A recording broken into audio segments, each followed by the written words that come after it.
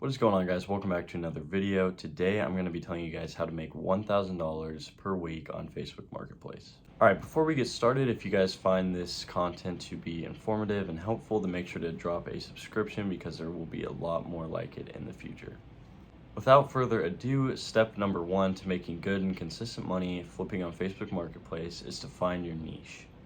Now, it's important to find a niche for a lot of reasons, and a lot of which we'll get into later on in this video, but essentially you want to because you want to become an expert in one thing, and that's going to help you out a lot. It's going to make things so much easier than just aimlessly looking for everything on Marketplace and not really knowing your prices, not really knowing the market for that specific thing. But if you can just zone in on one specific thing, it's going to make things so much easier. And again, we'll get into that later more, but when you're picking your niche, basically what you want to look for is you want to look for something that is high in demand and that a lot of people are selling because you need deals to flip, obviously. And then also it's got to be something accessible to you. So for example, I know a lot of people who made money flipping furniture. Well, if you don't have a truck, it's going to be very difficult to do that. So maybe instead, I know a lot of people who made money flipping shoes. So maybe instead look at something like that.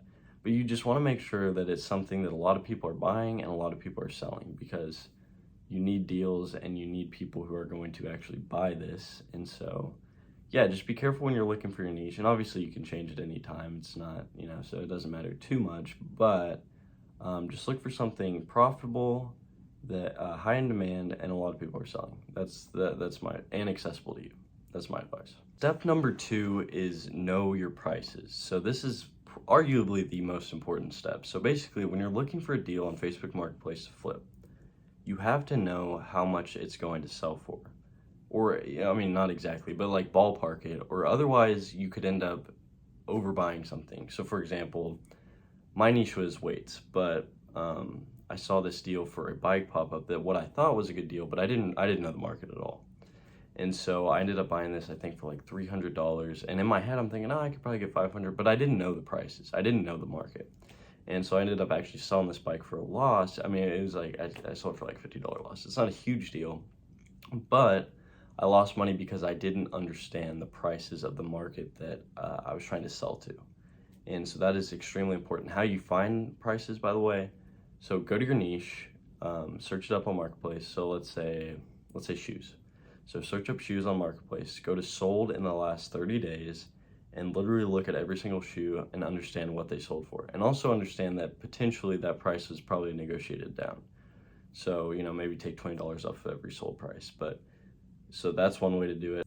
So that's one way to find out prices. Number 2 is you actually just have to buy and sell. And when you're dealing with consumers on Messenger, you're gonna understand very quickly what people are willing to pay for these things. But you gotta get some skin in the game. You gotta risk. If you don't really know your prices very, very well at the beginning, sometimes you just have to get experience, and sometimes that means taking a loss. That's okay, because once you understand those prices, you're gonna be able to make a lot of money. Just one more way to kind of understand prices is go to your niche and really understand what they sell for retail.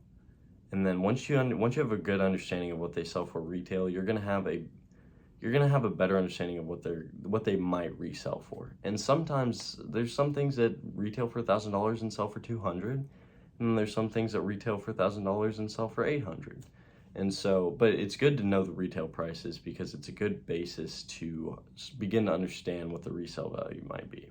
All right, guys. Number 3 is another very important step, and this is basically just stalk the market. Stalk Facebook constantly.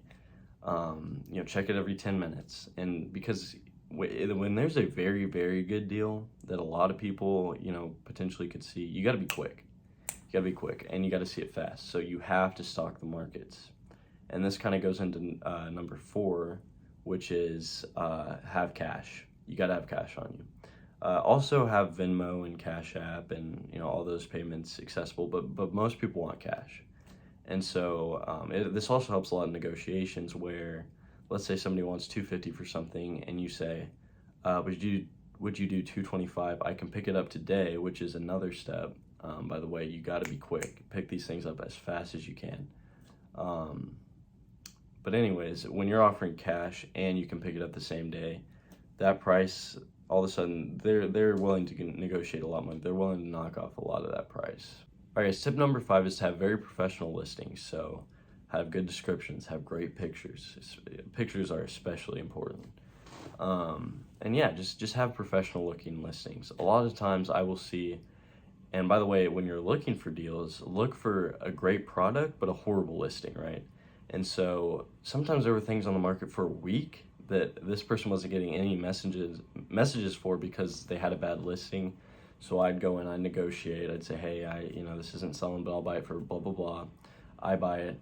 I list it the same day. I'm getting a ton of offers because I had a good listing. And so that is how much of a difference it can make. So yeah, just make sure you have a great listing. And just as some extra advice, make sure to stay, when you know your prices really well, don't go too far below, but also like when you're flipping, you want to move inventory. So don't, if it's a $10 difference and, a customer wants $10 off, but they're willing to do it the same day, well, maybe just do it, right? Because you want to move inventory. Now, that doesn't mean sell it for super cheap, but it's a game of moving, buying, and selling, right? And you don't want to buy something and then hold on for an extra week just because you want an extra $10 or $20 out of it, right? It's about how many things can I flip and how quickly can I do it.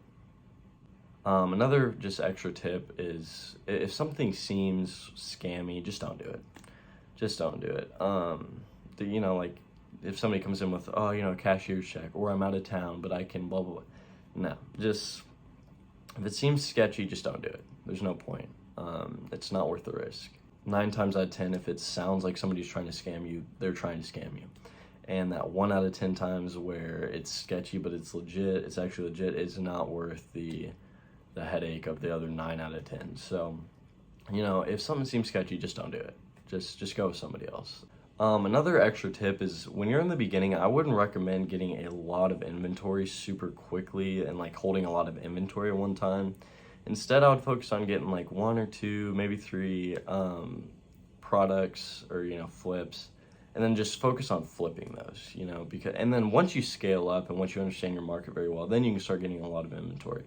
But when you're starting, just keep inventory small and really focus on how to sell it and understanding the market and things like that. But that's going to be it for this video, guys. If you are interested in flipping, you can check out my video before this. I made, I think, like $500 in 5 days flipping weights, and I kind of showed you guys the process a little bit. And so, yeah, if you're interested in that, go check that out. But yeah, thank you guys so much for watching. Make sure to subscribe for more content like this in the future, and that'll be all.